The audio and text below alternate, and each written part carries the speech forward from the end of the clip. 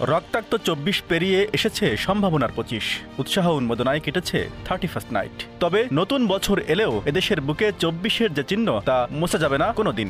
ছাত্র জনতার অভ্যুত্থানের মধ্য দিয়ে বিদায় নিয়েছে জাতির বুকে জগদ্দল পাথরের ন্যায় চেপে থাকা আওয়ামী ফ্যাসিবাদ। হাসিনার পতন এদেশের কোটি কোটি মানুষকে করেছে আনন্দে উদ্বেলিত। ফ্যাসিবাদের আমলে সবচেয়ে বেশি ক্ষতিগ্রস্ত হয়েছে দেশের আর্থিক খাত। লুট হয়েছে ব্যাংক, বিমা, শেয়ার বাজার। এসব লুটের টাকায় এখন বিদেশে আয়েশে জীবন পার করছে পলাতক আওয়ামী নেতারা। হিসাব বলছে ফ্যাসিবাদের আমলে রাষ্ট্রায়ত্ত বেসিক ব্যাংক থেকে ১ বছরে লোপাট হয়েছে ১০,০০০ কোটি টাকা। সোনালী ব্যাংক থেকে কেবল হলমার্কই লুটেছে ৫,০০০ কোটি টাকা। জনতা ব্যাংক থেকে এস আলম, বেক্সিমকো, এননটেক্স নিয়েছে ৩০,০০০ কোটি টাকা। ফাঁকা হয়েছে অগ্রণী, রূপালী, জনতা ও পূবালী ব্যাংকও। দেশের শীর্ষ ইসলামী ব্যাংক বাংলাদেশ পিএলসি ছিল হাসিনার দোসর এস আলমের পকেট ব্যাংক। ঋণের নামে ইচ্ছেমতো অর্থ লোপাটের মাধ্যমে ব্যাংকটিকে তারা ফোকলা করে দেয়। লুটপাটের মাত্র ৬ বছরের মাথায় ফোকলা হয়ে যায় উপমহাদেশের শ্রেষ্ঠ এই ব্যাংকটি। আস্থা হারায় কোটি গ্রাহক। সংশ্লিষ্টরা বলছেন দীর্ঘ ১৭ বছরের আওয়ামী লুটপাটতন্ত্র সাধারণ মানুষের মধ্যে চাপা ক্ষোভের জন্ম দেয়, যার বহিঃপ্রকাশ ঘটে ছাত্র জনতার অভ্যুত্থানে।